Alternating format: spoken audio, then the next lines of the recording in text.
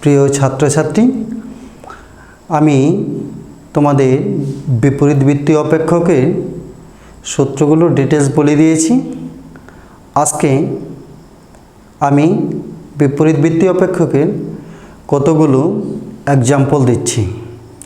তোমরা ভালো করে ধ্যান দেবে, মনোযোগ সহকারে অঙ্কগুলো দেখবে যে কিভাবে কোশ্চেনের অ্যান্সারগুলো সলভ হলো। ভালো করে বুঝবে, আমি তোমাদের সাথে আছি। শুরু করছি। আরেকটা এক্সাম্পল দিচ্ছি কন্ডিশনের। আগের অঙ্কটা একটা কন্ডিশন অঙ্ক দিয়েছিলাম, এখন কন্ডিশনটা একটা অঙ্কের যে মুখ্য বিষয় হয়ে দাঁড়ায়। আরেকটা এক্সাম্পল দিলে তোমরা আরও ডিটেলস বুঝতে পারবে। এটা একটা প্রমাণ অঙ্ক, ইকালটি কত আছে π/3। তাহলে আমি কিভাবে এটা সলভ করব ভালো করে লক্ষ্য করো। cos inverse x plus cos inverse x/2 plus √3 - 3x²/2 left hand side. দেখো কিভাবে সলভ করব। প্রত্যেকটা অঙ্কের মধ্যে সব কিছু থাকে, আমাকে খুঁজে বের করতে হবে কিভাবে করব। এখানে কত আছে x/2, একটুখানি আমি 1 মিনিট সরল করে নিচ্ছি। cos ইনভার্স x/2 প্লাস এখানে কি দাঁড়াচ্ছে √3 যদি কমন নাও √3/2 √1 - x²। 3 কমন নিলে √3 বেরোলো 2। এখন লক্ষ্য করো,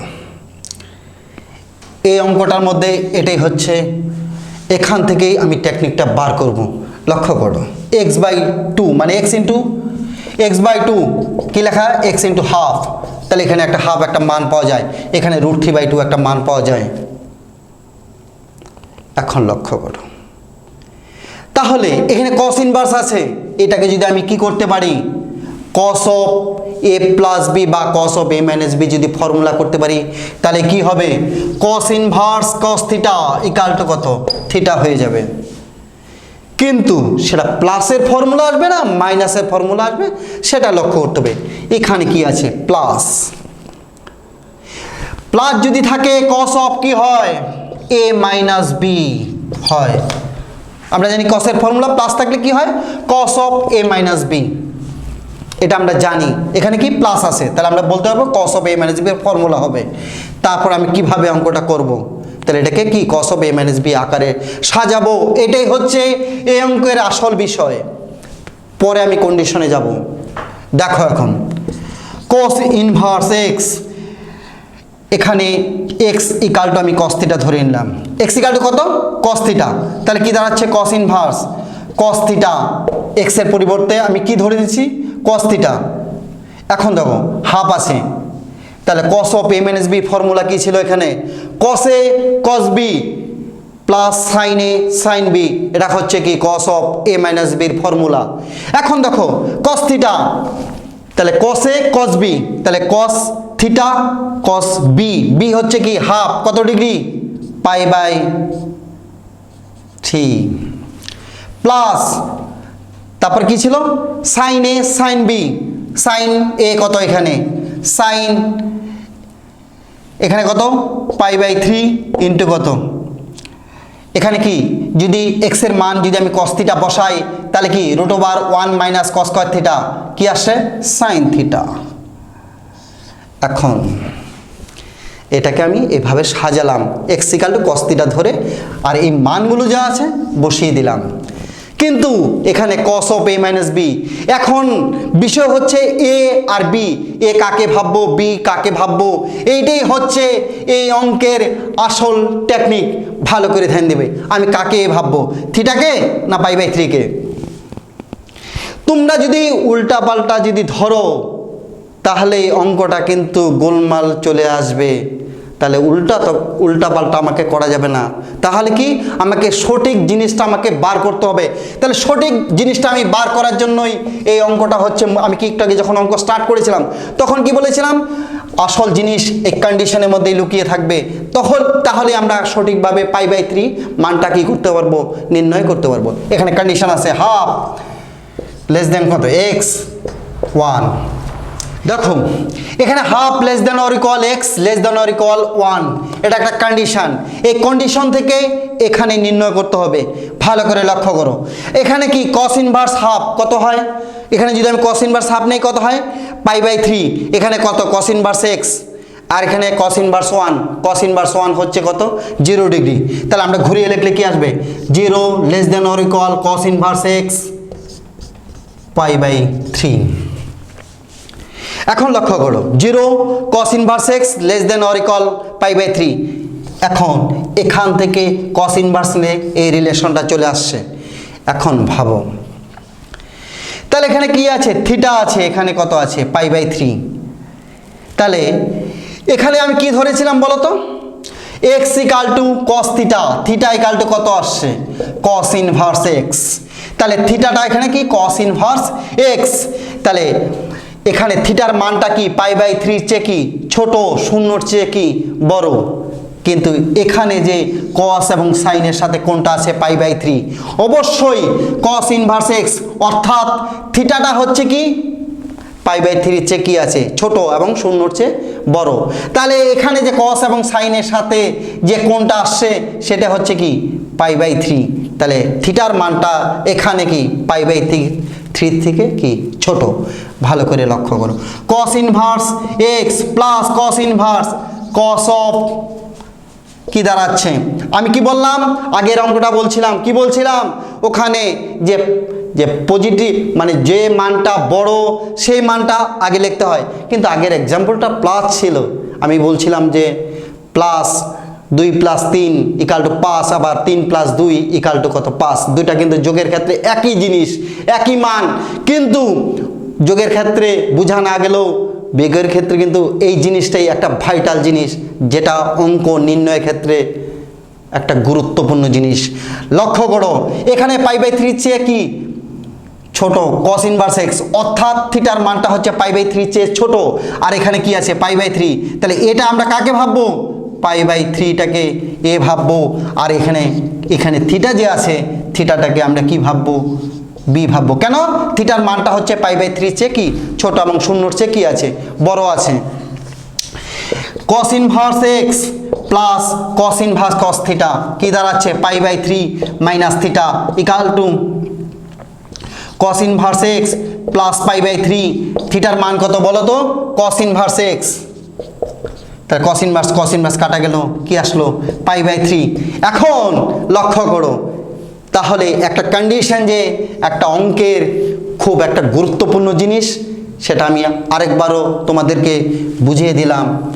এখন দেখো আমরা এখানে কস থিটাটা আগে আছে, আমি না বুঝে কি লিখলাম কস অফ, এখানে যেহেতু থিটাটা আগে আছে কস এ কস বি প্লাস সাইন এ সাইন বি লিখলাম, কি লিখলাম থিটা মাইনাস কত π/3, তখন লক্ষ্য করো তখন কি আসবে বলো তো, এখানে কি আসবে cos inverse x plus theta minus π/3, তাহলে কস ইনভার্স এক্স প্লাস থিটার মান কত কস ইনভার্স এক্স মাইনাস π/3, তাহলে দেখো কি আসলো 2 কস ইনভার্স এক্স মাইনাস π/3। আমার প্রমাণের বিষয় কি ছিল π/3, কিন্তু আমি যদি না বুঝে অঙ্ক করি কন্ডিশনে যদি গুরুত্ব না দেই তখন কি আসলো 2 cos ইনভার্স x মাইনাস π/3, মানে কন্ডিশনে কোনো গুরুত্বই থাকলো না, তখন আমার কোনো প্রমাণ হলো না। তাহলে একটা কন্ডিশন প্রত্যেকটা অঙ্কের ক্ষেত্রে একটা মারাত্মক গুরুত্বপূর্ণ জিনিস, সেটা তোমরা বুঝতে পারলে। আর অবশ্যই সেটা যদি মাইনাস থাকে কন্ডিশনটার গুরুত্ব আরও বেশি করে বোঝা যায়। প্রমাণিত হলো না, তাহলে এখানেই হচ্ছে অঙ্কের আসল বিষয়। ভালো করে বোঝা গেল, এইভাবে প্রমাণিত হয়ে গেল। আরেকটা অঙ্ক দিচ্ছি আমি, প্রমাণ করো। কি প্রমাণ? 2b/a প্রমাণ করতে হবে।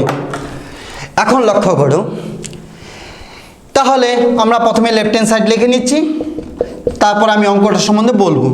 π/4 plus half cos inverse a/b plus 10 π/4 minus half cos inverse a/b।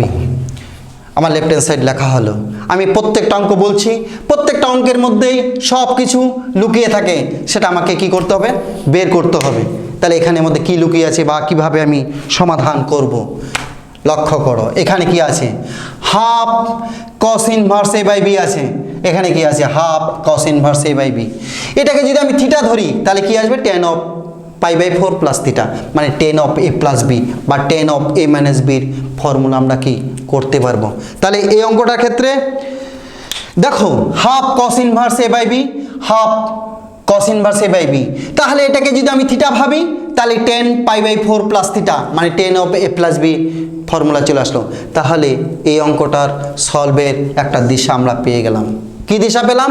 Ten of A plus বির ফর্মুলা হয়ে গেল। তাহলে কি half of cos inverse A by b equal to কত? থিটা। তাহলে কি দাঁড়াচ্ছে? Cos inverse A by b equal to 2 theta, a by b equal to কত? Cos 2 theta. এখন কি দাঁড়ায়? Tan of π/4 plus theta plus tan of π/4 minus theta. Formula করলে কি একবারে আমি লিখে দিচ্ছি ফর্মুলা করে মান বসিয়ে 1 plus tan theta by 1 minus tan theta plus 1 minus tan theta by 1 plus tan theta. এটাকে যদি আমি লসাগু নিই কি দাঁড়াবে? 1 মাইনাস টেন স্কোয়ার থিটা, আর কি দাঁড়াবে? উপরে সরল করলে কি দাঁড়াবে? 1 প্লাস টেন স্কোয়ার থিটা, এটা দাঁড়াবে। আমি কি করে tan of A plus B formula করলাম, মানটা কি করলাম? বসিয়ে দিলাম। এখানে কি tan of A minus B formula করে মানটা বসিয়ে দিয়েছে। আর এটা কি লসাগু নেওয়ার পরে এটা তোমরা অবশ্যই লসাগুটা করবে, দেখবে যে এটাই দাঁড়াবে। এখন লক্ষ্য করো 2 1 minus tan square theta by 1 plus tan square theta. আমি এটা কেন লিখলাম? আমি এখানে এটা দেওয়া ছিল, এটা কেন লিখলাম তোমরা ভালো করে লক্ষ্য করো। আমি উল্টে দেওয়ার পর যা আসলো এটা কার ফর্মুলা হয় দেখো তো ভালো করে। এটা কার ফর্মুলা? Cos 2 theta. তোমরা গুণিতক কোণের মধ্যে এই ফর্মুলাটা করেছিলে 2 বাই কস 2 থিটা। এটা কি 1 minus tan square theta by 1 plus tan square theta কার ফর্মুলা? কস 2 থিটার ফর্মুলা। তাহলে 2 বাই কস 2 থিটা কি মান ছিল বলো তো দেখি? এ বাই বি। তাহলে এ বাই বি ইকাল টু কি আসছে? 2b বাই এ। এখানে কি আছে? 2b বাই এ রেজাল্টটা চলে আসলো। তাহলে ভালো করে আবার লক্ষ্য করো, এখানে কি করলাম আমি? অঙ্কটা যখন আমি কি স্টার্ট করেছিলাম তখন কি বলছিলাম যে এখানে এটাকে যদি আমি থিটা ধরি তাহলে tan of A plus B formula হলো, এখানে tan of A minus B formula হবে। সেই জন্যই আমি প্রথমে এটাকে কি থিটা দ্বারা পরিণত করেছি।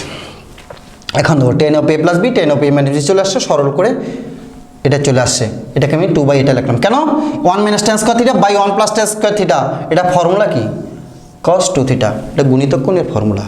কস 2 থিটা মান তো এখানে বার করে আসে এ বাই বি, আমি মানটা বসিয়ে দিলাম 2 বাই বি, 2b বাই এ রেজাল্টটা চলে আসলো। তাহলে এইভাবে আমরা, এটা হচ্ছে কি হাইসেকেন্ডারি পরীক্ষায় যদি আসে 4 নাম্বার অঙ্ক থাকবে। তাহলে এইভাবেই হয়ে গেল অঙ্কটা। আরেকটা এক্সাম্পল দিলাম আমি এখানটা, দেখো ভালো করে। Sine inverse x plus sine inverse Y plus sine inverse z equal to 3π/2 এর মান নির্ণয় করতে হবে। দেখো এক্স এর পাওয়ার 2000 আছে, ওয়াই এর পাওয়ার 2001, জেড এর পাওয়ার 2002, নিচে সিমিলারলি এটাই আছে। তাহলে এখানে একটা কন্ডিশন দেওয়া আছে, এখান থেকে এর মান নির্ণয় করতে হবে, পাশে আরেকটা কন্ডিশন দেওয়া আছে। এটা ভালো করে লক্ষ্য করবে। তাহলে এত বড় এক্স এর পাওয়ার মানে বিশাল ব্যাপার। একটা অঙ্কটা ডাক দেখলে মনে হয় যে আমার মাথাটা ঘুরিয়ে যাচ্ছে। দেখো এক্স এর পাওয়ার 2000, এখানে 2001, 2002। তাহলে এত বড় অঙ্ক যাই থাক না কেন দেখবে অঙ্কটা একদম ইজি হয়ে যাচ্ছে, খালি শুধু একটু ভালো করে লক্ষ্য করবে। অঙ্কটা একদম সোজা অঙ্ক, লক্ষ্য করো। এখানে একটা কন্ডিশন দেওয়া আছে কি? -1 less than or equal X Y comma Z. মানে এক্স ওয়াই জেড কেন দিয়েছে বলো? তাই যে এক্স ওয়াই জেড আছে সেই জন্য 3টা দিয়েছে, এক্স ওয়াই জেড, এখানে অন্য কিছু না। এখানে এক্স ওয়াই জেড ছিল সেই জন্য X Y Z. Less than or equal কত আছে? 1 আছে। আমি শুধু যদি এক্সের ক্ষেত্রে লক্ষ্য করি, শুধু এক্স লিখলাম, তাহলে কি -1 যদি এক্স নেই শুধু এক্স নিলাম, ওয়াই নিলে একই আসবে, জেড নিলেও একই আসবে। আমি সাইন ইনভার্স নিই, যদি কি হয় সাইন ইনভার্স নিলে হয় কি -1 কত? -π/2। সাইন ইনভার্স এক্স কত হয়? π/2। দেখো তো সাইন ইনভার্স এক্স এর হাইয়েস্ট মান কত? সর্বোচ্চ মান π/2। এখানে ক্ষুদ্রতম মান -π/2। এই অঙ্কটা হচ্ছে, এটাই হচ্ছে আসল বিষয়। আমি বলছি না প্রত্যেকটা অঙ্কের মধ্যে কোনো না কোনো কিছু কন্ডিশন বা কোনো কিছু লুকানো থাকে, সেই লুকানোটা যদি আমি বার করতে পারি তাহলেই আমি অঙ্কটা সহজেই সলভ করতে পারবো। এখানে কি এর মধ্যেই লুকানো আছে, সেটা আমি এই লুকানো থেকেই এখান থেকে আমি মান নির্ণয় করব। আমি লিখছি কন্ডিশনটা sine inverse x plus sine inverse Y plus sine inverse Z equal to কত 3π/2। কি লুকানো আছে, কিভাবে নির্ণয় করব আমি? দেখো এখানকার হাইয়েস্ট সর্বোচ্চ মান, গরিষ্ঠ মান কত π/2। দেখো sine inverse x plus sine inverse Y plus sine inverse z 3π/2 কে কি লিখতে পারছি π/2 প্লাস π/2। দেখো এখানে গরিষ্ঠ মান কত π/2, এখানেও π/2 আছে। সিমিলারলি যদি এক্স এর জায়গায় আমি সাইন ইনভার্স ওয়াই নিতাম, সেখানেও গরিষ্ঠ মান কত π/2, এখানেও কি জেডের ক্ষেত্রেও π/2 কন্ডিশন হতো। তাহলে দেখো এটা যোগ করলে 3π/2 হয়। তাহলে এখানে আমি কি পেলাম, এই কন্ডিশন থেকে প্রত্যেকটার যদি আমি সর্বোচ্চ মানটা নেই তাহলে এটা স্যাটিসফাইড করে, তাহলে আমরা পেয়ে গেলাম। ভালো করে লক্ষ্য করেছো তো?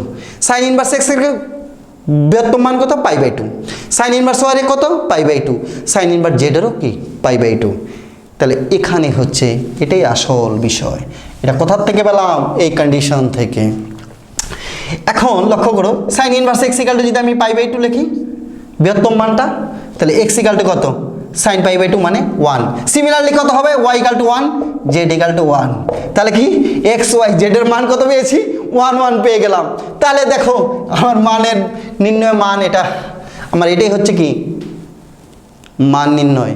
তাহলে এক্স এর মান 1 পেয়েছি, ওয়ার মান 1 পেয়েছি, জেড এর মান 1। এখন 1 এর পাওয়ার 2000 কেন, 2 লাখ বা 2 কোটিও যদি থাকতো তাও রেজাল্ট কত আসতো 1। তাহলে কেন এক্স ওয়াই জেড এর মান 1 পেয়েছি। এটা 2000 আমরা প্রথমে ভয় পেয়েছিলাম, এক্স এর পাওয়ার 2000, তার আবার মান নির্ণয় করতে হবে। কিন্তু আমি সরাসরি কি এক্স ওয়াই এবং জেড এর মান কত পেয়েছি 1 পেয়েছি। 1 এর পাওয়ার যাই থাক না কেন রেজাল্ট কত হয় 1। তাহলে এখানে যদি আমি বসাই তাহলে কি 1 + 1 + 1 -9/1 + 1 + 1।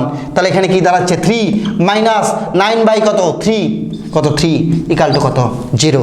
তাহলে দেখো পাওয়ার কত বড় বড় ছিল, মান পেয়েছি, রেজাল্ট কি আসছে 0। তাহলে মুখে মুখে অঙ্কটা হয়ে গেল।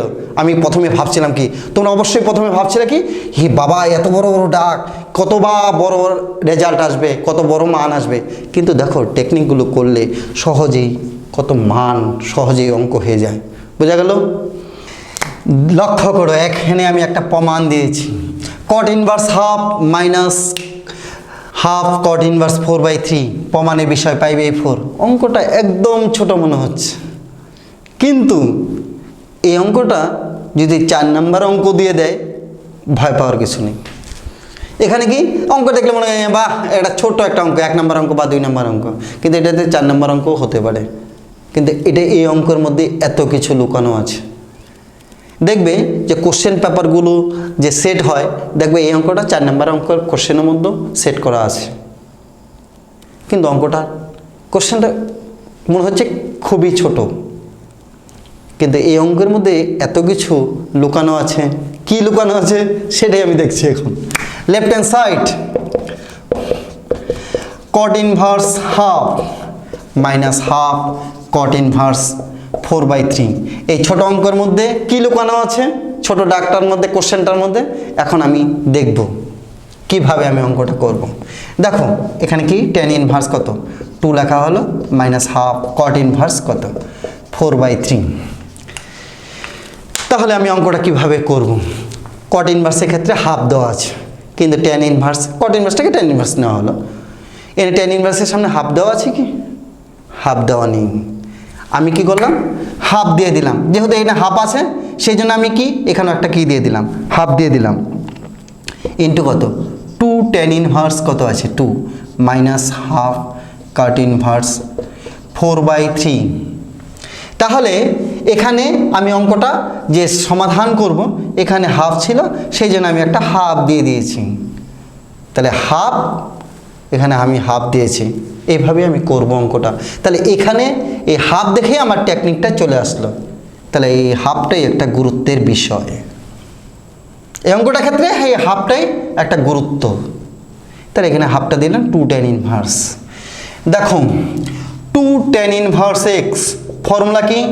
tan inverse 2x by 1 minus x square, এটা একটা ফর্মুলা 2 tan ইনভার্স এক্স এর। কিন্তু এখানে এক্স বলতে এখানে কত আছে? 2, তাই তো? এই 2 tan ইনভার্স এক্স এখানে কত আছে? এক্স বলতে এখানে 2 আছে। এখানে মানটাই হচ্ছে এই অঙ্কের আসল বিষয়, আসল টেকনিক। এই যে অঙ্কটা এত ছোট কোশ্চেন, কিন্তু এখানে যে 2 আছে সেটা আমাকে ভালো করে ধ্যান দিতে হবে। এখানে দেখো যদি tan ইনভার্স এক্স, এই এক্সটা যদি কি হয় একের চেয়ে বড় হয়, তখন কিন্তু আর এই ফর্মুলা থাকবে না। কি বললাম? এই যে tan ইনভার্স এক্স, এখানে এক্সটা যদি কি হয় একের থেকে যদি বড় হয়, তাহলে আর এই ফর্মুলা থাকবে না। তাহলে তখন কি ফর্মুলাটা আসবে? 2 tan ইনভার্স এক্স, তাহলে তখন ফর্মুলাটা আসবে pi plus tan inverse 2x by 1 minus x square, X greater than 1, মানে অর্থাৎ এক্স স্কোয়ার গ্রেটার দেন 1। এটা যদি কন্ডিশন হয় তাহলে কিন্তু তখন আর এই ফর্মুলাটা করব না। তাহলে এই যে 2 মান আছে সেটাই হচ্ছে এই অঙ্কটার আসল টেকনিক। তাহলে আমি এখন কি করব? এই ফর্মুলাটা করব। আর আমরা যদি এই কন্ডিশনটা যদি না জানতাম বোকার মতো, তাহলে কি করতাম? এই ফর্মুলাটা করে দিতাম। আমাদের তো তাই ধারণা আসতো যে এটা জানি না, আমি কন্ডিশনও জানি না, তখন তার এই সূত্রটা মাথায় আসতো না। আমি বোকার মতো এই কন্ডিশনটা লিখে তখন কি মাথা চুলকানো শুরু হয়ে যেত। তাহলে কি হাফ, তাহলে 2 tan inverse X pi plus, তাহলে পাই প্লাস কত? tan inverse 2 into X 2 into 2 by 1 minus 2 square minus half cot inverse 4/3। তাহলে হাফ পাই, এটাকে যদি সরল করি tan inverse minus 4/3 minus half cot inverse minus 4/3। এখন যদি আমি গুণ করে দিই π/2, এখানে কি মাইনাসটা সামনে বেরোবে, minus half tan inverse 4/3 minus half cot inverse 4/3। π/2 minus half common নিয়ে নিলাম, হাফ কমন, তাহলে কি দাঁড়ায়? tan inverse 4/3 plus cot inverse 4/3। দেখো tan inverse x plus cot inverse x equal to কি ফর্মুলা ছিল বলো? π/2। দেখো tan inverse x plus cot inverse x আছে, তাহলে π/2 মাইনাস হাফ, এটা ফর্মুলা তাহলে কত? π/2। তাহলে কত দাঁড়াচ্ছে? π/2 মাইনাস π/4 ইকাল টু π/4। তাহলে কি প্রমাণিত হয়ে গেল। দেখো এই অঙ্কটার মধ্যে কত কিছু লুকানো ছিল। তাহলে আমি বলছি, তাহলে অঙ্কটা আমি স্টার্ট করলাম কিভাবে? এখানে হাফ আছে, তাহলে প্রথমে কি এই cot ইনভার্সটাকে tan ইনভার্সে নিয়ে নিলাম। এই হাফটা প্রথমে গুরুত্ব দিতে হবে, তাহলে tan ইনভার্সটাকে সামনে আমি একটা হাফ লিখেছি, তারপর কি আসছে 2 tan ইনভার্স 2, মানে হাফ এখানে 2। তারপর লক্ষ্য করতে হবে 2 tan ইনভার্স 2 আছে এখানে।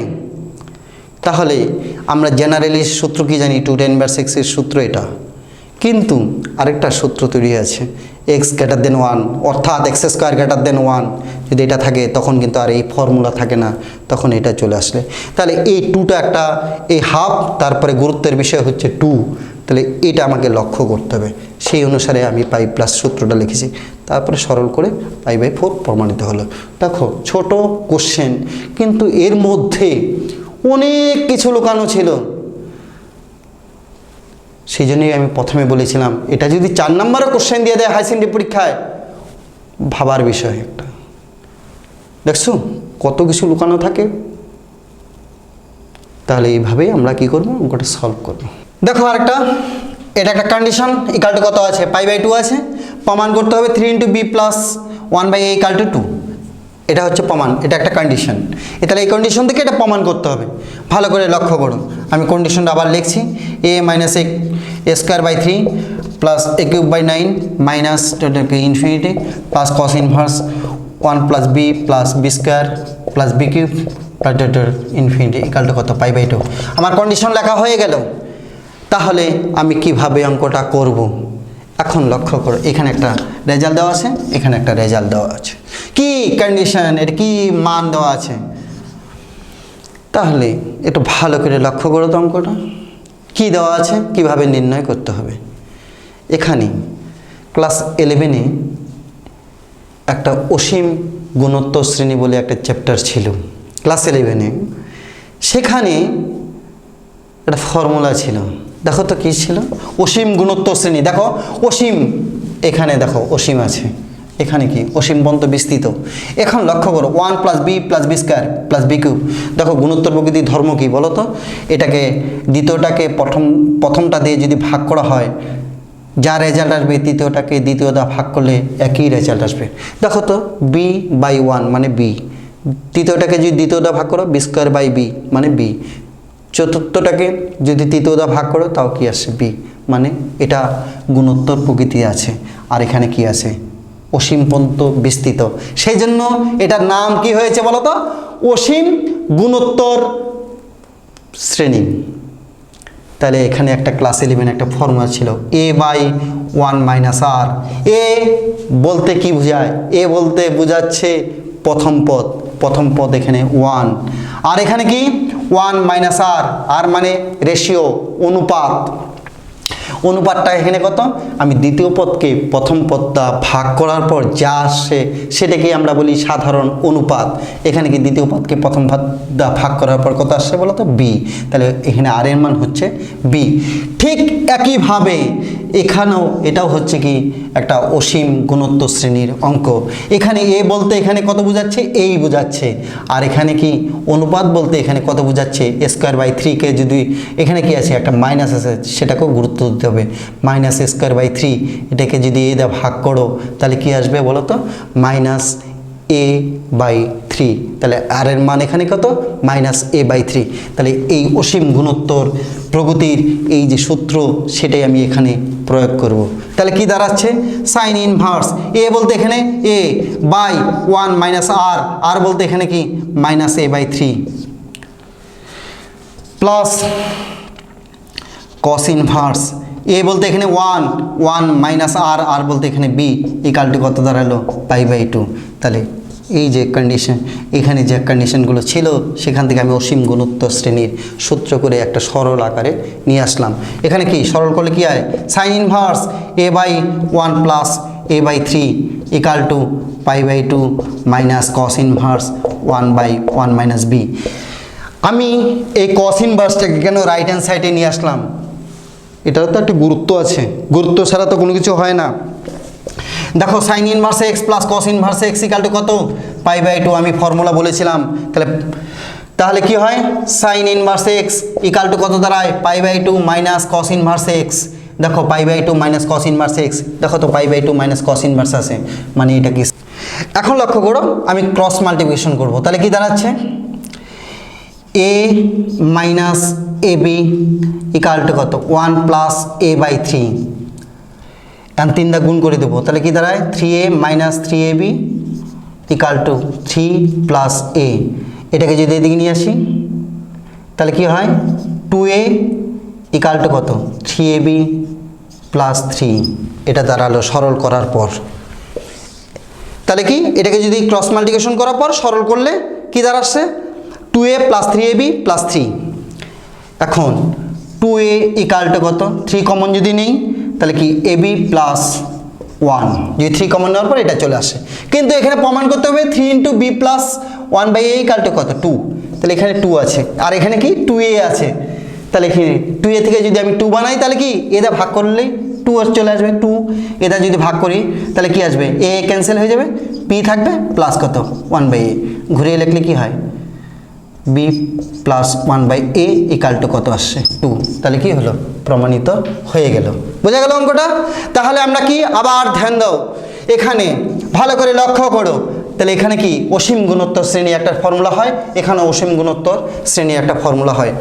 ফর্মুলা করা হলো, একটাকে এদিকে নিলাম, কেন এটা সাইন ইনভার্স হয়ে গেল, সাইন ইনভার্স উঠে তারপরে কি ক্রস মাল্টিপ্লিকেশন করার পর সরল করলেই প্রমাণিত হয়ে গেল। বোঝা গেল অঙ্কটা। আরেকটা কোশ্চেন দিচ্ছি, এই কোশ্চেনটা হচ্ছে প্রমাণ করতে হবে। তাহলে tan inverse a cos x - b sin x by b cos x plus a sin x প্রমাণ করতে হবে। প্রমাণের বিষয় হচ্ছে tan inverse a by B minus X. এখন লক্ষ্য করো এটাকে আমি কিভাবে সলভ করব। আগে লেফট হ্যান্ড সাইডটা লিখে নিচ্ছি, tan inverse a cos x minus b sin x by b cos x plus a sin x। এখন লক্ষ্য করো এটাকে আমি কিভাবে প্রমাণটা করব। তাহলে কি অঙ্কে এই অঙ্ক থেকে কি ধারণা আসছে বা কিভাবে আমি করব সলভটা, তাহলে আমাকে তো আগে ভাবতে হবে। প্রত্যেকটা অঙ্ক দেখো আগে যদি আমি মাথার মধ্যে অঙ্কে কিভাবে করব এটা যদি মাথার মধ্যে সেট করে নিই তাহলে কি সহজে অঙ্ক হয়ে যায়। আর যদি আমি মাথার মধ্যে সেট না করি তাহলে কি অন্ধের মতো চলতে থাকবো, তাহলে কখনোই অঙ্ক সলভ হবে না। তাহলে আমাকে আগে কি করতে হবে, মাথার মধ্যে অঙ্কটা কি করতে হবে, সেট করতে হবে। এখন লক্ষ্য করো কিভাবে আমি অঙ্কটা করব। এখানে কি দেওয়া আছে, tan ইনভার্স দেওয়া আছে। আমি যদি এখানে tan ইনভার্সের কোনো আকারে নিয়ে আসতে পারি, tan ইনভার্সে কি আকার ছিল, এখানে tan ইনভার্স আকারটা কি x minus Y by 1 plus X Y, এটা হচ্ছে tan ইনভার্সের পরে আকারটা। আর এটার থেকেই কি আসছিল tan inverse x plus tan inverse x minus tan inverse Y. তাহলে আকারটা হচ্ছে tan inverse x minus Y by 1 plus X Y. এখানে কি আছে tan ইনভার্স, তাহলে আকারটা কি X minus Y by 1 plus X Y. তাহলে এটাকে আমাকে এই আকারে নিয়ে আসতে পারবো। এটা যদি নিয়ে আসতে পারি তাহলে এটার পরিবর্তে আমরা কি লিখতে পারবো, tan inverse x minus tan inverse Y, মানে এই আকারটা চলে আসবে। তাহলে অঙ্কের বিষয় হচ্ছে এটাকে এই আকারে নিয়ে আসতে হবে। তাহলে নিয়ে আসার জন্য আমি কীরকম করে নিয়ে আসবো সেটা আমাকে লক্ষ্য করতে হবে। এখানে লুকিয়ে আছে, দেখো এখানে কি আছে 1 আছে, কিন্তু এখানে কি এই পজিশন আর এই সেম পজিশন যদি লক্ষ্য করি তাহলে এখানে কি আছে b cos x আছে। তাহলে এখানে 1 ছিল আর এখানে কি আছে b cos x। তাহলে আমার কি ধারণা আসলো যে এখানে আমাকে 1 বানাতে হবে। কাকে, b cos x কে 1 বানাতে হবে, তাহলেই আকারটা চলে আসবে। তাহলে আমি টার্গেট হচ্ছে b cos x টাকে 1 বানানো। তাহলে 1 কিরকম করে আমরা বানাতে পারবো, যদি আমি b cos x দা উপরে নিচে কি করে দেই, ভাগ করে দেই, তাহলেই তো এখানে 1 চলে আসবে। তাহলে ভাগ করলে কি আসে, উপরে কি আসে a by b minus tan x by 1 plus a by b tan x। তোমরা ভাগ করে b cos x দা যদি ভাগ করো দেখো যে এটাই চলে আসবে। এখন লক্ষ্য করো, দেখো তো tan inverse x minus Y, দেখো tan inverse x minus Y by 1 plus X Y, দেখো তো সুন্দর করে এখানে যে আকার ছিল এখানেও তাই চলে আসছে। এটার কি সূত্রটা কি হয়, tan inverse x minus tan inverse Y. তাহলে tan ইনভার্স x বলতে কত বোঝাচ্ছে a by b minus tan inverse y বলতে এখানে কত বোঝাচ্ছে tan x। এখন লক্ষ্য করো tan inverse a by b minus tan inverse tan x কত হয় x হয়। আমরা জানি সূত্র tan inverse tan theta equal to theta, এটাই প্রয়োগ করা হয়েছে। দেখো প্রমাণটা চলে আসে। তাহলে একটা বড় অঙ্ককে আমরা সহজেই ছোট করে কিভাবে সলভ করতে পারি, সুন্দর করে হয়ে যায়। কি এখানে tan ইনভার্স ছিল, আমি tan ইনভার্সের আকারটা লিখেছি। এখন কি এখানে 1 ছিল, এখানে আমি 1 আনার জন্য b cos x দিয়ে উপরে নিচে ভাগ করে দিয়েছি। তাহলে দেখো সূত্রে আকারটা চলে আসছে, উল্টা দিক দিয়ে আমি tan inverse x minus tan inverse y লিখলাম। তাহলে কি আসলো, প্রমাণিত হয়ে গেল। তাহলে সহজেই আমার অঙ্কটা সলভ হয়ে গেল। শুধু একটু মাথার মধ্যে টেকনিকগুলো একটু সুন্দর করে ধারণ করতে হবে। এখন আরেকটা ইন্টারেস্টিং অঙ্ক দিলাম তোমাদেরকে, tan inverse x plus tan inverse y plus tan inverse একটা কিছু দেওয়া আছে ইকুয়াল টু পাই বাই 4 প্রমাণ করতে হবে। ঠিক আছে, তাহলে প্রমাণ বিষয় এখানে পাই বাই 4। তাহলে এত বড় একটা ক্যালকুলেশন, তার রেজাল্ট হচ্ছে কি পাই বাই 4। সাইডটা লিখে নিচ্ছি, tan inverse x plus tan inverse y plus tan inverse 1 minus x minus y minus xy by 1 plus x plus y minus xy। দেখো এখানে কি tan ইনভার্স x আছে, tan ইনভার্স y আছে। এটা কখনই আমরা কি ফর্মুলা করব না, বা এত বড় একটা কিছু নিয়ে এটার সাথেও ফর্মুলা করব না। ফর্মুলা করলে π/4 আসা অনেক ঝামেলার ব্যাপার। তাহলে কি আমাকে এই অঙ্কটা তাহলে সহজে কিভাবে সলভ করব। এখন একটা জিনিস লক্ষ্য করো, আমরা একটা ফর্মুলা ইনভার্সে পেয়েছিলাম tan inverse x plus tan inverse y plus tan inverse z। এটা ফর্মুলা কী ছিল? tan inverse x plus y plus z minus x Y Z by 1 minus x Y minus Y Z minus Z X. এখন এই যে এইটুক যা আছে এইটুককে আমরা এই আকারে কি করব? সাজাবো। তাহলে সাজানোর পর কী রেজাল্ট আসবে? tan inverse x plus tan inverse y plus tan inverse z রেজাল্টটা চলে আসবে ওখান থেকে। তাহলে আমরা সহজে মানটা পেয়ে যাব। তাহলে এটাকে আমরা কি করব? এই আকারে সাজাবো। তাহলে কিভাবে সাজাবো লক্ষ্য করো, tan inverse x plus tan inverse y plus tan inverse, দেখো এখানে কি আছে? x plus y plus z, x1 plus minus x plus minus y। দেখো x plus y plus z, মানে এটা সরল করলে দেখো এইটুক চলে আস, মাইনাস এক্স ওয়াই জেড, তাহলে কি মাইনাস এক্স মাইনাস জেড। দেখো তো x plus y plus z minus x Y z, x Y z, এটাকে যদি সরল করো দেখো এটাই আসে, মাইনাস মাইনাস কী হইল প্লাস, এখানে ওয়াই মাইনাস মাইনাস কি প্লাস এক্স ওয়াই চলে আসছে, এখানে মাইনাসটা মাইনাসটা। এখন দেখো নিচে কি আছে? 1 মাইনাস এক্স ওয়াই, তাহলে 1টা এখানে আছে, এখানে মাইনাস, যেহেতু ফর্মুলার মাইনাস আছে তাহলে এখানে কি দিয়ে দিলাম 1 into minus x minus x into minus y minus 1 into minus y. देखो আমি আগে লিখে নিয়েছি, এখন আমি বুঝিয়ে দিচ্ছি। দেখো এখানে কি আছে 1 মানে x plus y plus z, দেখো x plus y plus z minus x Y z, এটাকে সরল করো দেখো এটা চলে আসবে। তারপরে লক্ষ্য করো 1 minus x Y minus Y Z minus Z x, 1 minus x Y minus Y Z minus z z x, দেখো এটা আসলো আকারটা, আর এটাকে সরল করো দেখো চলে আসছে। দেখো মাইনাস মাইনাস প্লাস এক্স আসছে, মাইনাস মাইনাস মাইনাস কি প্লাস, প্লাসে মাইনাসে মাইনাস, মাইনাস এক্স ওয়াই আসছে, আবার মাইনাসে মাইনাসে প্লাস ওয়াই চলে আসছে। তাহলে এক্স কত এখানে 1, ওয়াই কত এখানে মাইনাস এক্স, জেড কত মাইনাস ওয়াই, তাহলে এটাকে আমরা এটা লিখতে পারি। তাহলে কি দাঁড়াচ্ছে tan inverse x plus tan inverse Y plus tan inverse x, x বলতে এখানে 1 plus tan inverse y, y বলতে এখানে minus x plus tan inverse z, z বলতে এখানে minus y, tan inverse x plus tan inverse y, tan inverse 1 এর মুখ্যমান π/4, এটা কি হয় মাইনাস সামনে চলে আসে, tan inverse x minus tan inverse y, এটা ক্যান্সেল হয়ে গেল, ইকাল টু কত আসলো π/4 প্রমাণিত হলো। দেখো অঙ্কটা কি একটা দুটা তিনটা চারটা লাইনে আমি রেজাল্টটা চলে আসছে, কিন্তু অনেক কোশ্চেনটা অনেক বড় আকার ছিল, কিন্তু আমার 4 লাইনে অঙ্ক শেষ। কি তাহলে এই 4 লাইনে অঙ্ক করতে গিয়ে তাহলে এখানে কি করেছি, এই যে পার্টটা ছিল এই ফর্মুলা আকারে সাজানো হয়েছে, আর কিছু করা হয়নি।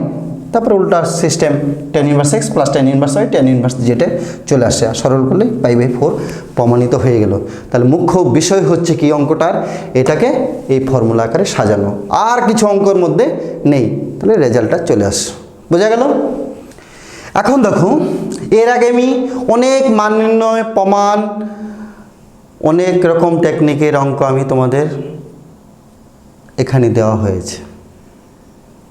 এখন যে আমি কতগুলো সমাধান দেব, ইনভার্সের ক্ষেত্রে অনেকগুলো সমাধানও আছে, তার মধ্যে থেকে আমি কয়েকটা সমাধান তোমাদের করিয়ে দেব। তোমরা ভালো করে লক্ষ্য করো সমাধান কিভাবে ইনভার্সের ক্ষেত্রে নির্ণয় করতে হয়।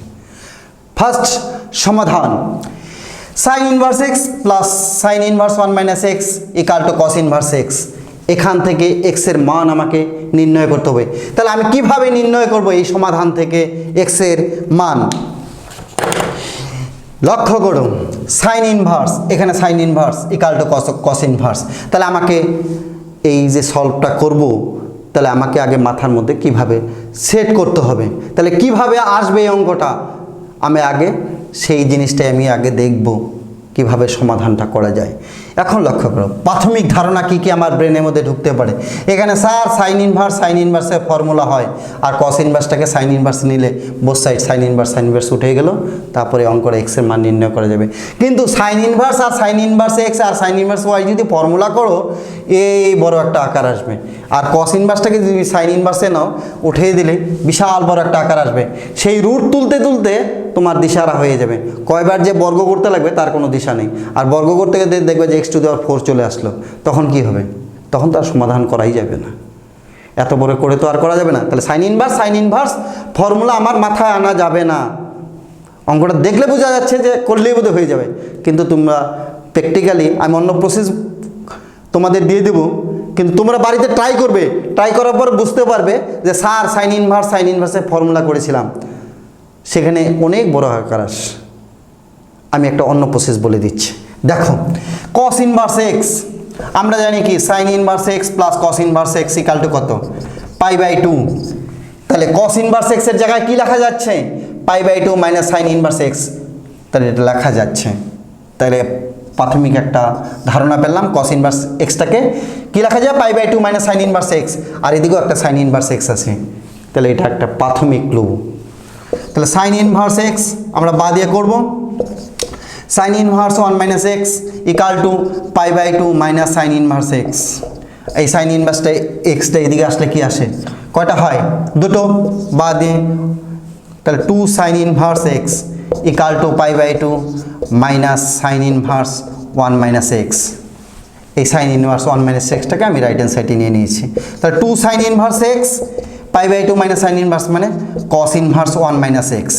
তাহলে এইটুক সরল, প্রথমে একটু ভাবার পর এটুক জিনিসটা চলে আসলো। এখন এখান থেকে আবার কি করা যায় এটা আমাকে লক্ষ্য করতে হবে। দেখো 2 সাইন ইনভার্স এক্স আছে, আর এখানে অনলি কি আছে? Cos inverse 1 minus x. Formula বোঝার সময় আমি একটা 2 সাইন ইনভার্স এক্সের ফর্মুলা বলে দিয়েছিলাম, 2 sine inverse x equal to cos inverse 1 minus 2x square. এটা ফর্মুলা হয়। দেখো 2 সাইন ইনভার্স এক্সের ফর্মুলা কি? Cos inverse 1 minus 2x square. দেখো কস ইনভার্স আছে, রাইট হ্যান্ড সাইডে কস ইনভার্স আছে। আমি 2 সাইন ইনভার্স এক্সের সূত্রে যদি এটা করে দেই, তাহলে বোথ সাইড কি হয়ে গেল? কস ইনভার্স উঠে গেল। তাহলে কি হয়? Cos inverse 1 minus 2x square equal to cos inverse 1 minus x. Both side উঠে গেল, তাহলে কি হয়? 1 minus 2x square equal to 1 minus x. 1 উঠে গেল, minus 2x square plus x equal to কত? 0।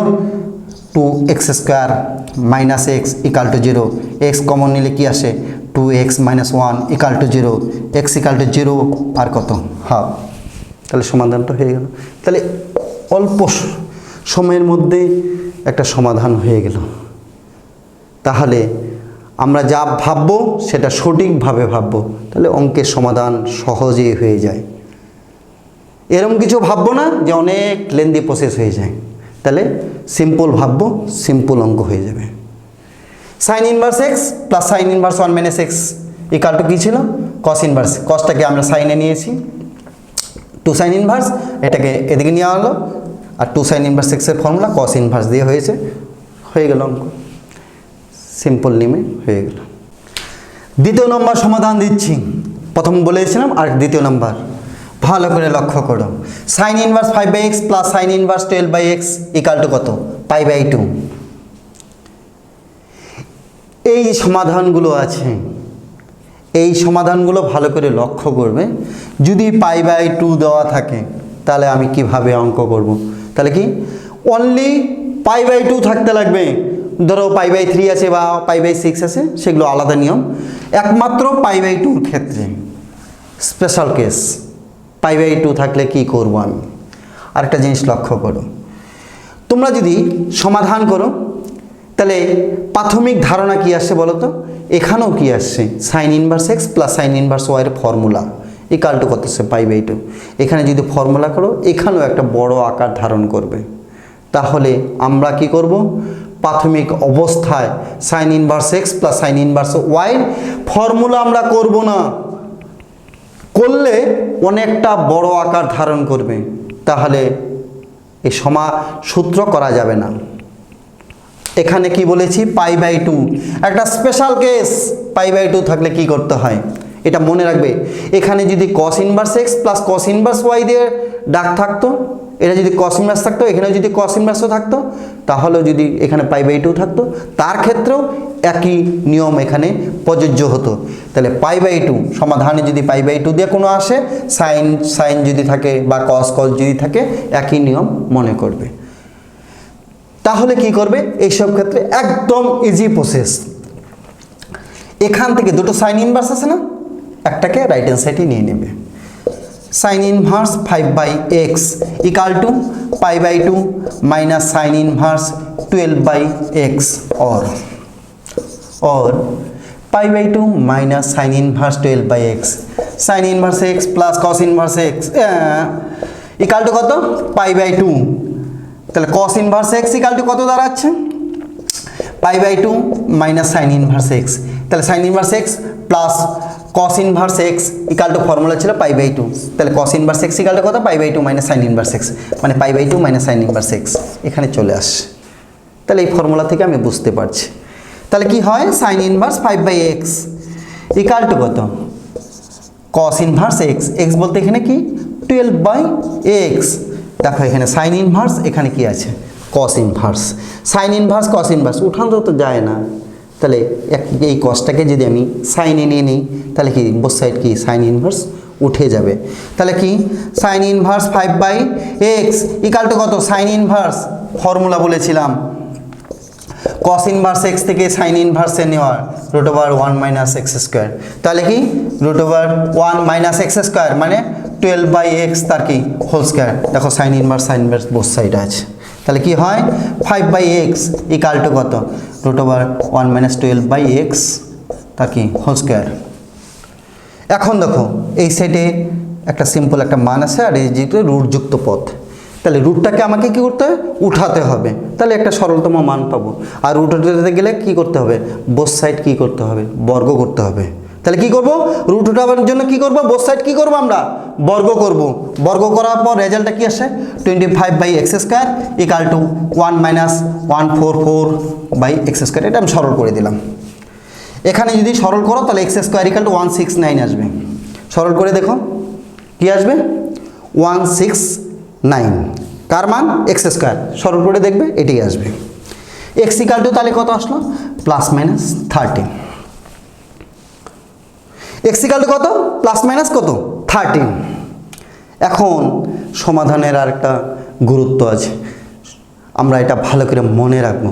আমরা এক্সের যে মানটা পাই এটা আমরা লক্ষ্য করি না বা লক্ষ্য করার চেষ্টাও করি না। এক্সের যে মানটা পাবো সেই মানগুলো যদি মূল যে ইকুয়েশনটা থাকে, মূল যে সমীকরণটা থাকে, সেখানে এক্সের মানটা যদি আমি বসাই, বসানোর পরে কি করবে? অবশ্যই কি করবে? স্যাটিসফাইড করবে। এটাই সমাধানের। তাহলে আমার কি এই যে সমাধান যে মানটা পেলাম যদি স্যাটিসফাইড করে, তাহলে এই মানটাই অ্যাপ্রোপ্রিয়েট সমাধান। কিন্তু আমরা সেটা কি দেখি কখনো?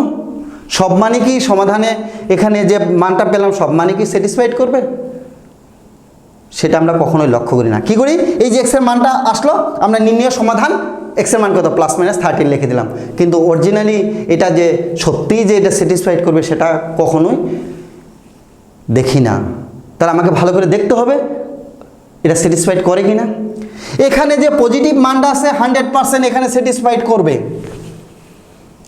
x ইকাল টু 13 এখানে বসিয়ে দেখবে, সরল করবে, দেখবে পাই/2 আসবে। কিন্তু এখানে আরেকটা মান আছে -13, এটা স্যাটিসফাইড করে কি না সেটা আমাকে দেখতে হবে। দেখো -13 যদি আমি বসাই এখানে কি দাঁড়াবে? আমি একটু রাফে করে দিচ্ছি এটা, হ্যাঁ। Sign inverse 5/-13 plus sine inverse 12/-13। দেখো ভালো করে, এই মাইনাসটা কি হয়, সামনে বেরিয়ে যায়, sign inverse 5/13 minus sine inverse 12/13। দেখো এটা একটা পজিটিভ মান, এটাও পজিটিভ মান, তাহলে এটা মুখ্য মানটা কি, তাহলে দেখো এটার মুখ্য মানটা কি বলো তো, মাইনাস ছাড়া এটা মানটা কি পজিটিভ, এই মাইনাস ছাড়া এটার মানও কি, এই মুখ্য মানটা কি পজিটিভ। তাহলে দুইটা পজিটিভ মান পেলাম, তার সামনে মাইনাস আছে, তাহলে দুইটা মুখ্য মান যদি কি পজিটিভ মান পাই, আর সামনে যদি কি থাকে মাইনাস থাকে, আর দুইটা মুখ্য মান পজিটিভের সামনে মাইনাস আছে, তাহলে মান দুটো কি হয়ে গেল, মাইনাস হয়ে গেল। আর দুইটা মাইনাস মুখ্য মানের যোগফল অবশ্যই কি হবে, মাইনাস যুক্ত হবে। আর প্রমাণে আছে কি, মানে এই কোশ্চেনে কি আছে, =π/2, আর আমরা এখানে মুখ্য মানগুলো নিয়ে রেজাল্টটা কি পেয়েছি বলো তো, মাইনাস। তাহলে এক সাইডে মাইনাস, আর এক সাইডে কি আছে প্লাস, তাহলে কি স্যাটিসফাইড করলো, অবশ্যই না। তাহলে x=-13 সমীকরণকে কি করে না, সিদ্ধ করে না। তাহলে কি x=-13, তাহলে এই সমীকরণের একটা সমাধান নয়। তাহলে নির্ণয় সমাধান কি আসবে, x=13। তাহলে এখানে দুটো মান পেয়েছিলাম, একটা মান কি করলো না, স্যাটিসফাইড করলো না। কিভাবে দেখবো, সেই মানটা মূল যে ইকুয়েশন আছে সেখানে বসিয়ে দেখলাম যে সেটা কি করে না, স্যাটিসফাইড করে না। কিন্তু আমরা যদি না বুঝে বোকার মতো কি করতাম, +-13 লিখে দিতাম, ও স্যার অঙ্কটা 100% ঠিক হয়েছে, নাম্বার পেলাম না। কিন্তু আমি এখানে ভুল করে দিয়ে আসছি, সেই জন্য সমাধান করব, মানটা স্যাটিসফাইড করে কিনা সেটা দেখে নেব। বোঝা গেল, এইভাবে সমাধান করতে। তাহলে x এর মান কত পেলাম, 13। বোঝা গেল অঙ্কটা। তাহলে cos ইনভার্স যদি থাকে একইভাবে করবে, ঠিক আছে। আর একটা জিনিস বলে দিচ্ছি, টেকনিক, π/2 যদি থাকে প্রত্যেকটা অঙ্কের ক্ষেত্রে দুটো মান আসবে, একটা মান পজিটিভ আর একটা মান নেগেটিভ। সেই নেগেটিভ মানটা কোনো সমাধানের ক্ষেত্রে সাইন থাক কস থাক কোনোটাই স্যাটিসফাইড করবে না। আমি তোমাদের আরেকটা টেকনিক বলে দিলাম, বোঝা গেল। tan inverse √x × x + 1 sin inverse 1 + x + x² = π/2, এটাও একটা সমাধান। তাহলে এই সমাধানটাকে আমি কিভাবে করব, একটু আগে কি ছিল, সাইন ছিল, π/2 ছিল, কিন্তু এখানে কিন্তু tan আছে আর সাইন আছে, দুটো কিন্তু একভাবে তোমরা নেবে না। ও স্যার তো বলে দিয়েছিল সাইন থাকবে, এখানে π/2 থাকলে ওই টেকনিক করবো, কিন্তু এখানে কিন্তু তা করবে না। কেন, এখানে একটা সাইন ইনভার্স দেওয়া আছে, আর এখানে কি আছে, tan ইনভার্স দেওয়া আছে। দুটা যদি সাইন ইনভার্স থাকতো তাহলে সে একইভাবে করতো। তাহলে এই অঙ্কটাকে আমরা কিভাবে করব, তাহলে ভালো করে লক্ষ্য করতে হবে।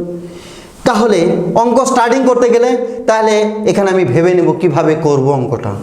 লক্ষ্য করো, tan ইনভার্স এটা যদি গুণ করে দেই x² + x, sign inverse 1 + x + x² = π/2। কোনো না কোনো কিছু ক্লু তো থাকবেই অঙ্কের মধ্যে। সমাধান যখন হয়, অঙ্কটা যখন তৈরি করা হয়েছে, যখন এই কোশ্চেনটা তৈরি করা হয়েছে, যিনি তৈরি করেছেন তিনি একটা ক্লু দিয়ে রাখছে। তাহলে এখানে কি ক্লু দিয়ে রাখছে, যিনি অঙ্কটা তৈরি করেছেন। তাহলে এখানে দেখো x² + x, এখানে দেখো x² + x, এখানে একটা ক্লু পেয়ে গেলাম আমি।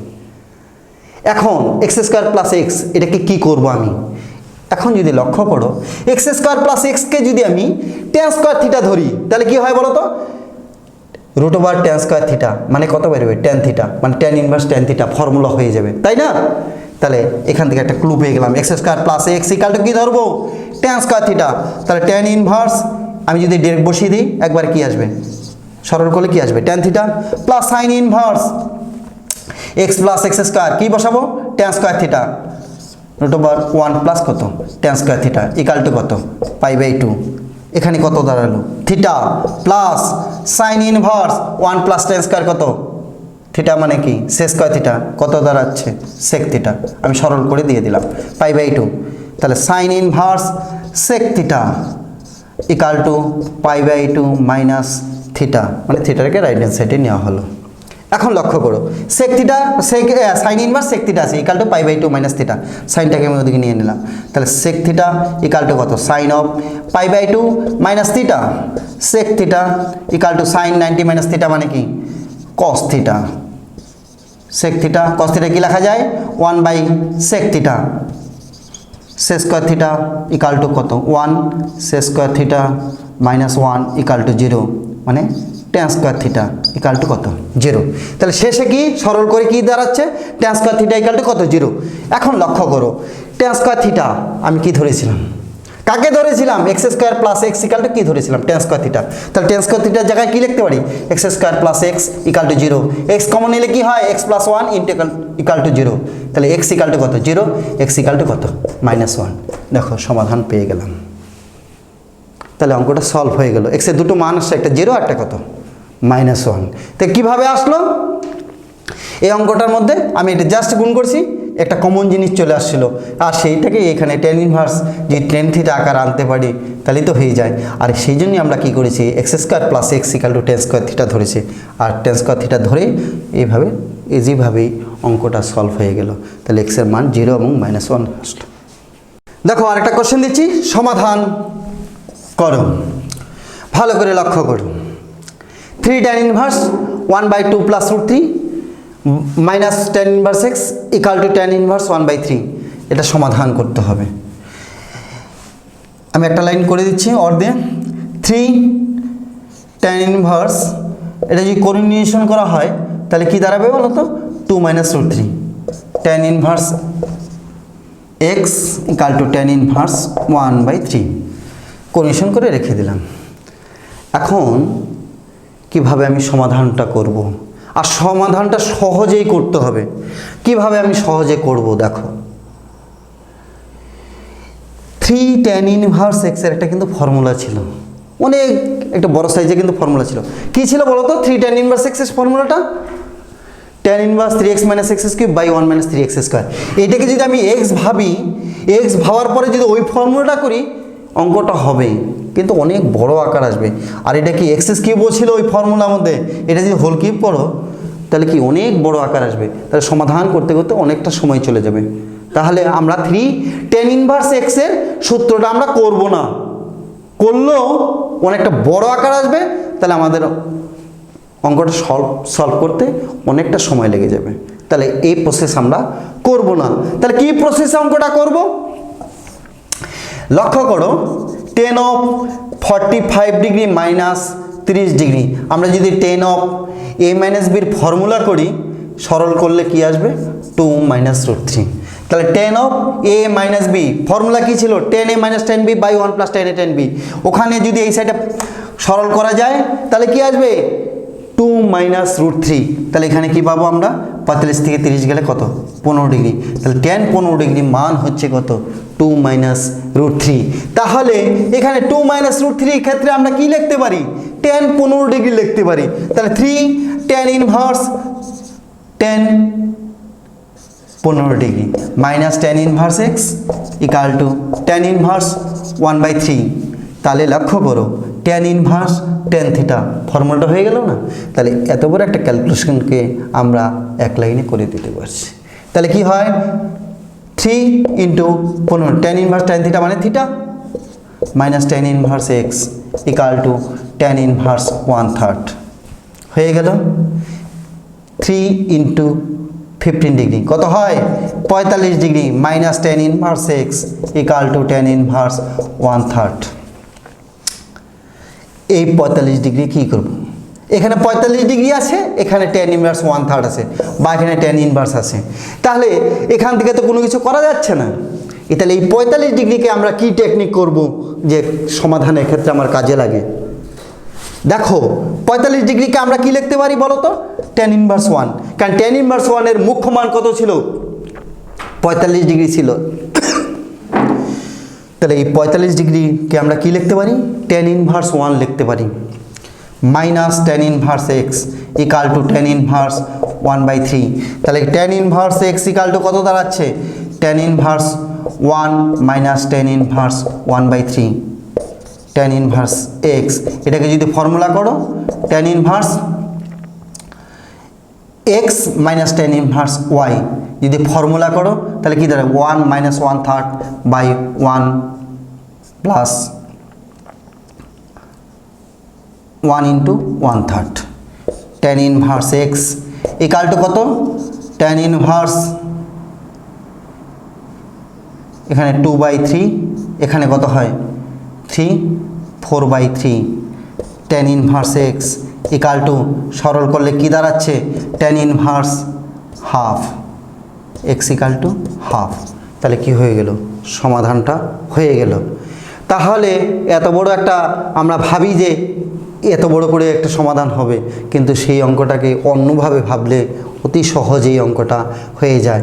তাহলে 3 tan ইনভার্স এক্সের আমরা ফর্মুলা করব না, তাহলে কি 2 - √3 কে আমরা কি লিখতে পারি tan 15 ডিগ্রি লিখতে পারি। তাহলে এইভাবে সহজে অঙ্কটা হয়ে যাচ্ছে।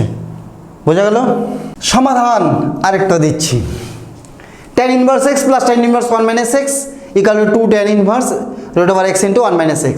এখানেও সমাধান করতে হবে। তাহলে এখানে কি tan inverse x plus tan inverse 1 - x আছে।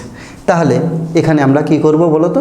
জেনারেলি এতক্ষণ যে বলে আসছিলাম যে tan inverse x plus tan inverse y, কত টেকনিক করলাম, কিন্তু ডিরেক্ট ফর্মুলার অঙ্ক হয়নি। এখন আমি যাব ডিরেক্ট একটা অঙ্ক, যেটা ডাক ছিল, সেই কোশ্চেনটা যা ছিল সেটাকে আমি ডিরেক্ট অ্যাপ্লাই করব।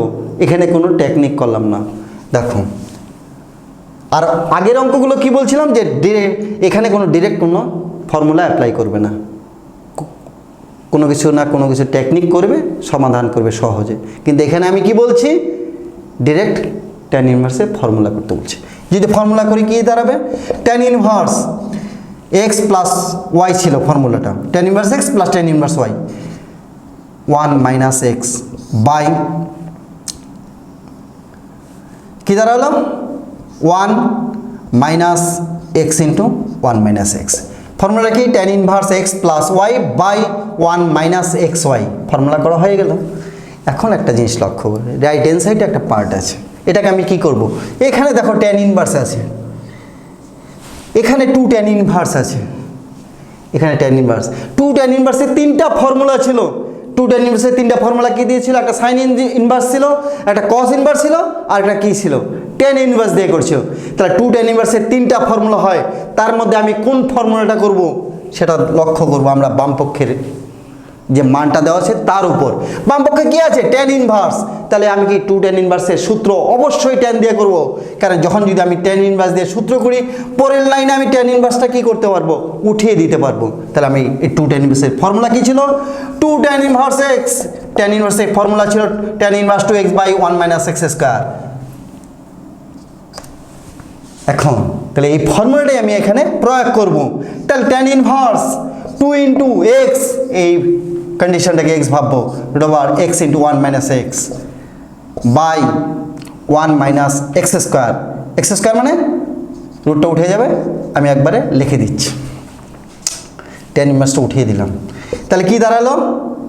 সরল করলে কি দাঁড়ায় 1 by x cancel 1 - x plus x square equal to 2 into √x into 1 - x by 1 - x plus x square. দেখো সরল করলে এটা চলে আসে। আজকে এই সমাধানের মধ্যে আরেকটা জিনিস আমি বলে দিচ্ছি, কোনো সমাধান করার সময় যদি নিচে যদি একই জিনিস থাকে x যুক্ত, যদি কোনো ভেরিয়েবল থাকে, মানে সমাধান মানে x যুক্ত পদ, এখানে x এর ভেরিয়েবল যদি একই জিনিস যদি থাকে, আমি সমাধানের ক্ষেত্রে বলে দিচ্ছি এই মানটা যদি আমরা ক্যালকুলেশন করে এটার মান যদি 0 করি সেই মানটা স্যাটিসফাইড করবে না, আনডিফাইন্ড আসবে। বোঝা গেল ব্যাপারটা?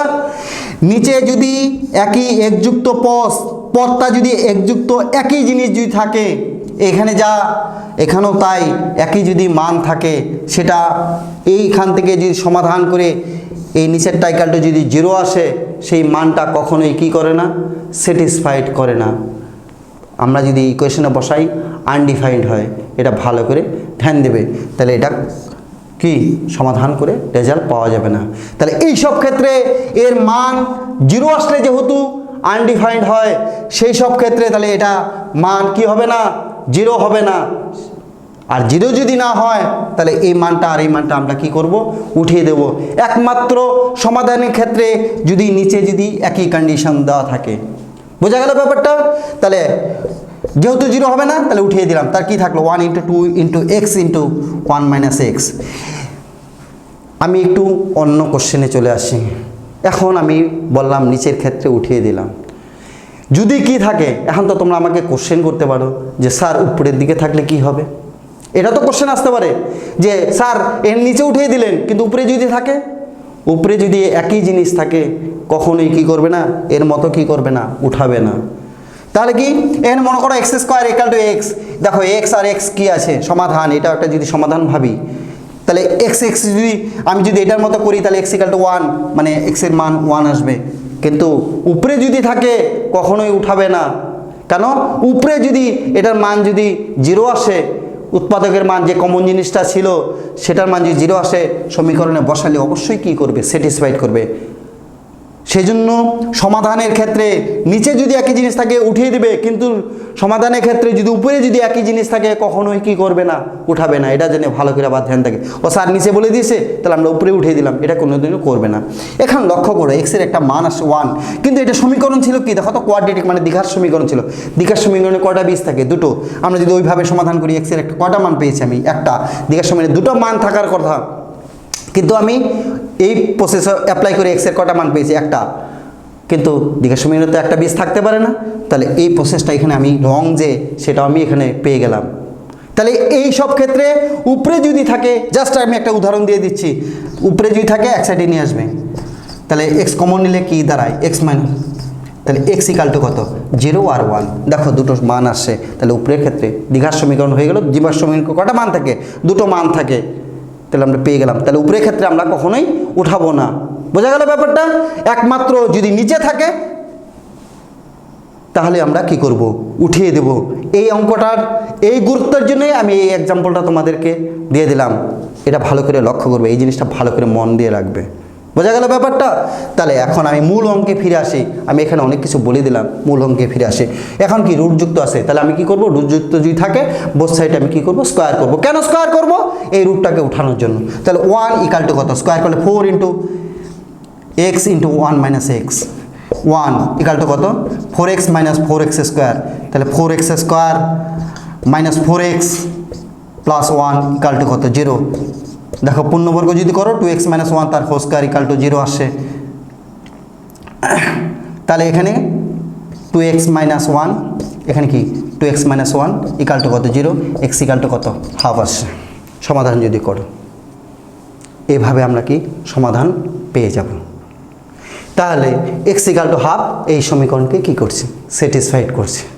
তাহলে এইভাবে আমরা কি সমাধান নির্ণয় করব, বোঝা গেল। তাহলে এই সমাধানটা দেখো, এই এক্সাম্পলটা দেওয়ার উদ্দেশ্যই আমার হচ্ছে এতগুলো জিনিস আমার শেখা, সেই জন্য আমি এই সমাধানটা তোমাদেরকে দিয়েছি, বোঝা গেল। এখানে আরেকটা সমাধান দিচ্ছি, sine inverse 2a by 1 plus square plus sine inverse 2b by 1 plus B square equal to 2 tan inverse x। এখন লক্ষ্য করো এখানে sine inverse equal to 2 tan inverse, তাহলে এখানেও দেখো সাইন ইনভার্স আছে, সাইন ইনভার্স আছে। তাহলে এখানেও আমরা কি করব না, সাইন ইনভার্সের ফর্মুলা করব না, কারণ সাইন ইনভার্সের ফর্মুলা করলে অনেকটা বড় আকার ধারণ করবে, আর সেখান থেকে ওই ট্যান ইনভার্সের আকার আনা অনেক দুঃসাধ্য কাজ, করাই যাবে না এভাবে। তাহলে আমি কিভাবে করব অঙ্কটা, দেখো লক্ষ্য করো, এখানে একটা মান দেওয়া আছে, এখানেও একটা মান দেওয়া আছে। তোমার মাথায় যদি ফর্মুলাটা সেট থাকে, কোনো টিচারকে বলতে হবে না এই অঙ্কটা কিভাবে করতে হবে, আমি গ্যারান্টি দিয়ে বলছি। তোমার মাথায় যদি ফর্মুলাগুলো যদি সেট থাকে তাহলে কোনো টিচারকে এটা বলতে হবে না স্যার এই অঙ্কটা কীভাবে হবে, তুমি নিজে নিজেই করতে পারবে, তোমার মাথায় যদি ফর্মুলাটা সেট থাকে, আমি গ্যারান্টি দিয়ে বলছি। দেখো 2 tan inverse x, sign inverse দেওয়া ফর্মুলা কী ছিল, 2x by 1 plus x square. দেখো 2 tan ইনভার্স x এর ফর্মুলা কি, sine inverse 2x by 1 plus x square. এইটা যদি আমার মনে থাকে তাহলে কোনো স্যারকে বলতে হবে যে অঙ্কটা কীভাবে করতে হবে, আমার তো মনে হয় না কোনো স্যারকে জিজ্ঞেস করতে হবে কোনো স্টুডেন্টকে, কারণ এই ফর্মুলাটা জানা থাকলে তাহলে আমরা সহজে এটা লিখতে পারবো। দেখো তো এখানে কি আছে, এক যুক্ত আছে, আর এখানে কি এ যুক্ত, এটা কি আছে বি যুক্ত। তাহলে দেখো তো ফর্মুলাটা একইভাবে সাজানো আছে না, দেখো তো। তাহলে কি আমরা কি লিখছি, 2 tan ইনভার্স, এখানে কি এক্সের জায়গায় কত এ আছে, আর 2 tan ইনভার্স এখানে কি আছে, এক্সের জায়গায় কি আছে বি, 2 tan ইনভার্স এক্স।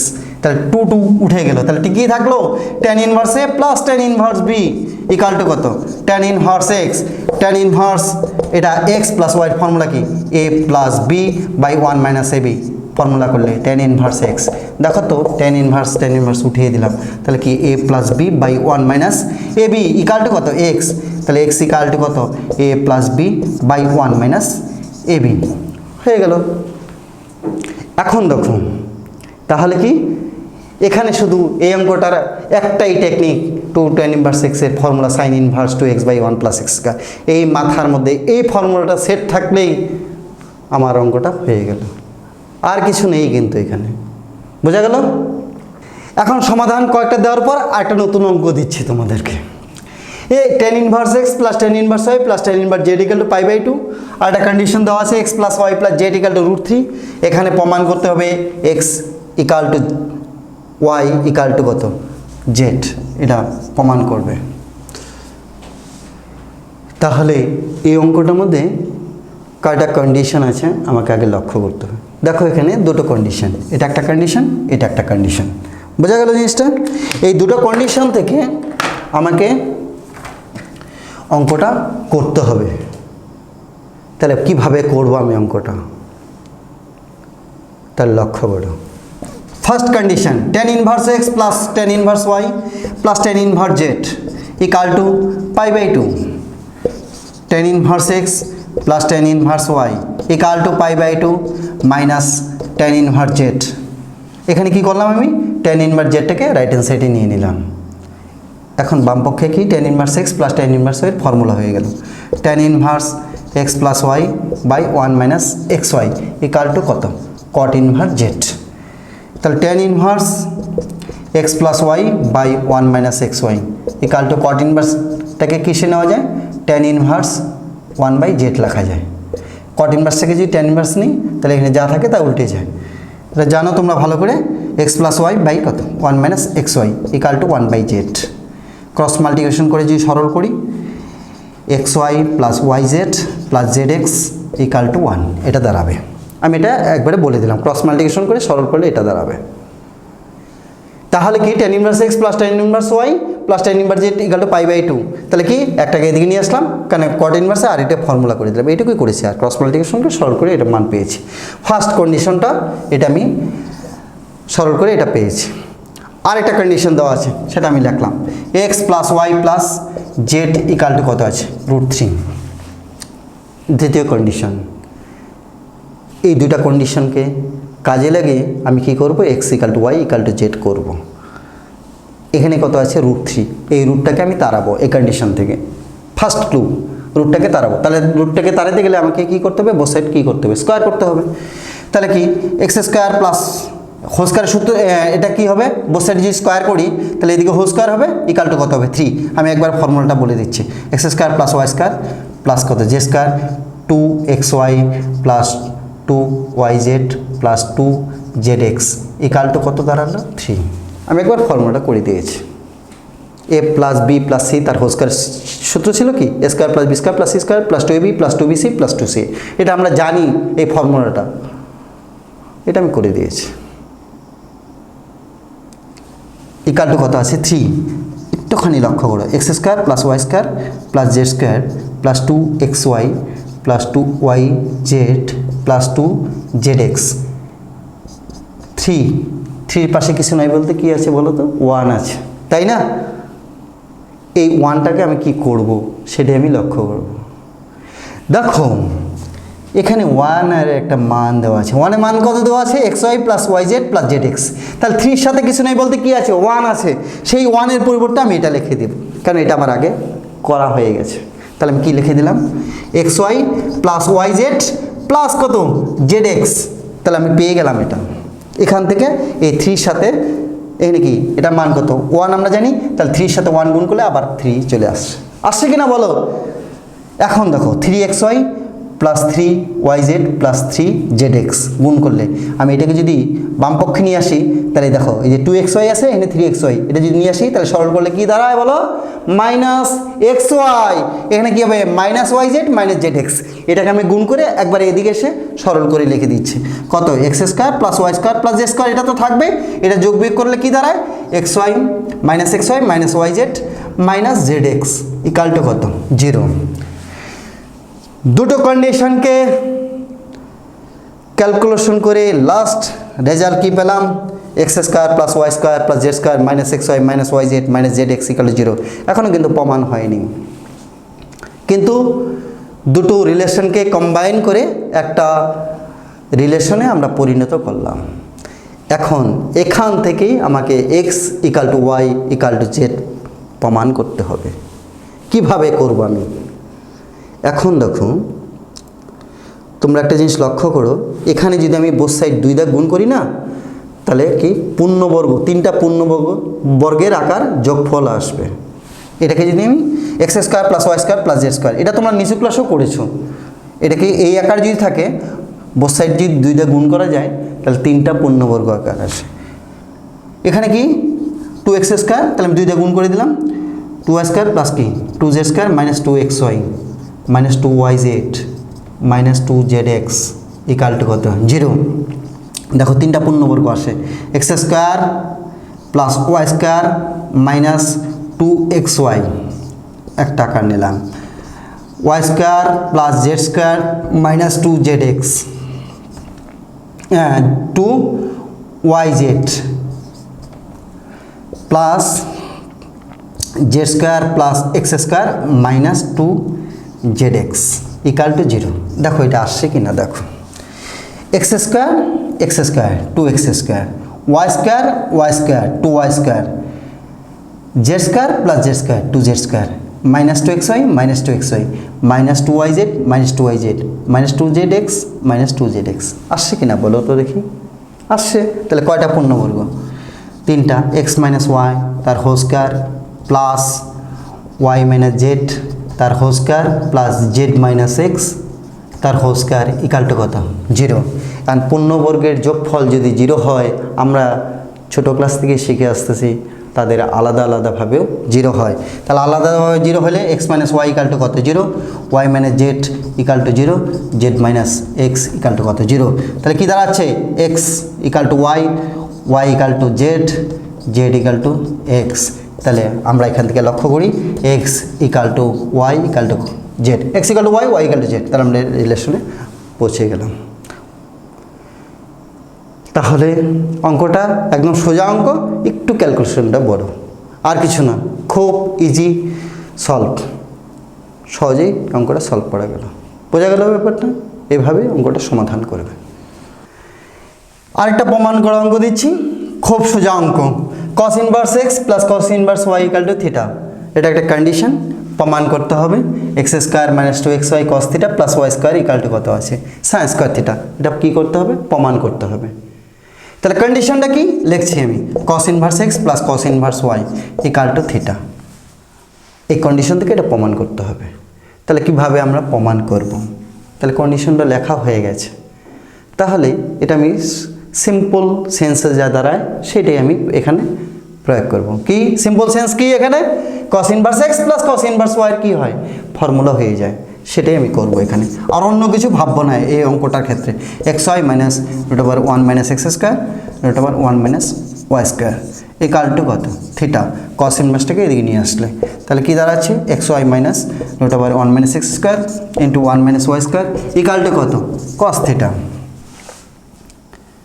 এখন দেখো সরল করার পরে এই রেজাল্টটা চলে আসছে। তাহলে আমি কিভাবে এখান থেকে সমাধান করে এটাকে নিয়ে আসব? লক্ষ্য করো এখানে একটা রুটযুক্ত পদ আছে, এই রুটযুক্ত পদটাকে আমাকে কী করতে হবে? তাড়াইতে হবে। তাহলে কিভাবে আমি তাড়াবো বলো তো? এখন যদি আমি এইদিকে যদি বোথ সাইড, আমি যদি কোনো কিছু ক্যালকুলেশন না করে আমি যদি বোথ সাইড স্কোয়ার করি, তাহলে কি এই রুটটা উঠে যাবে? কখনোই উঠবে না। কেন উঠবে না? এটাকে যদি আমি এ মাইনাস বি হোল স্কোয়ার সূত্র করি, এ স্কোয়ার প্লাস এটাকে বি স্কোয়ার করলাম মাইনাস 2b, মাইনাস 2b যখন করবো তখন আবার রুটযুক্ত পদটা থেকে যাবে। তাহলে এইভাবে আমরা সমাধান করলে, মানে যদি ক্যালকুলেশন করি, তাহলে কখনোই উঠবে না। তাহলে কি করতে হবে? এই রুটযুক্ত পদটাকে আমরা কি করব?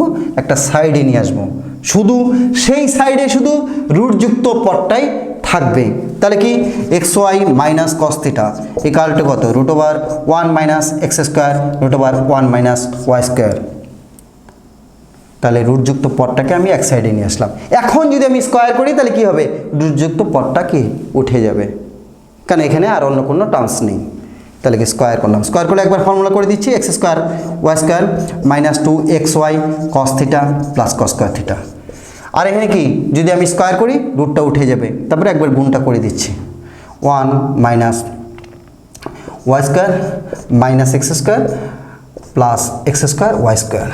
দেখো এক্স স্কোয়ার ওয়াই স্কোয়ার কি বোথ সাইড কি উঠে যাচ্ছে, এই দুটোকে আমি এই সাইডে নিয়ে আসলাম, তাহলে কি মাইনাস এক্স স্কোয়ারটাকে দিয়ে নিয়ে আসলাম প্লাস, আর এখানে কি মাইনাস ওয়াই স্কোয়ারটাকে দিয়ে নিয়ে আসলাম plus y square minus 2xy cos theta plus কি কস স্কোয়ার থিটা, এদিকে ইকাল টু কত আছে 1 আছে।